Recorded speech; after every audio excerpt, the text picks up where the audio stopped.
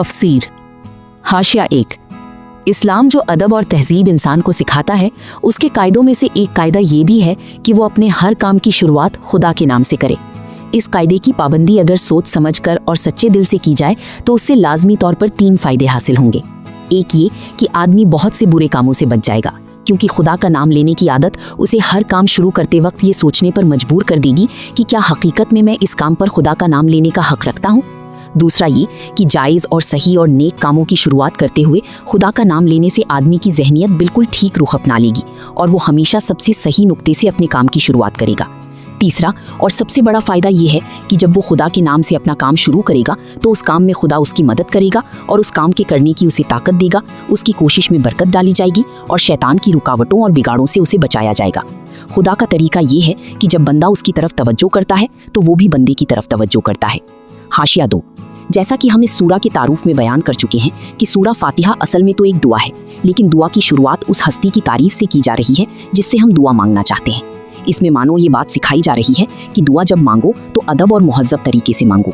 ये कोई तहजीब नहीं है कि मुंह खोलते ही झट अपना मतलब पेश कर दिया।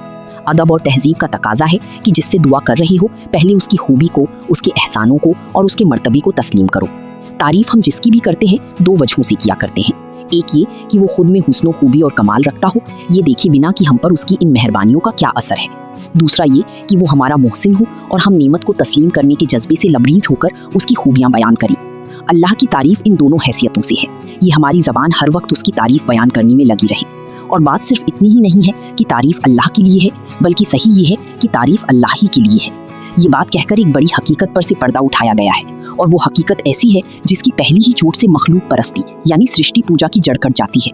दुनिया में जहाँ जिस चीज़ और जिस शक्ल में भी कोई हुस्न यानी सौंदर्य, कोई खूबी, कोई कमाल यानी पूर्णता है, उसका सरचश्मा अल्लाह ही की ज़ात है।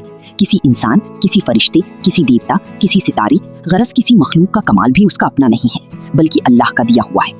इसलिए अगर कोई इसका हकदार है कि हम उसके गिरवीदा यानी दीवाना और परस्तार यानी पूजक, एहसानमंद और शुक्रगुजार, नियाजमंद और खादिम बने, तो वो खालिक कमाल है, ना कि कमाल वाला।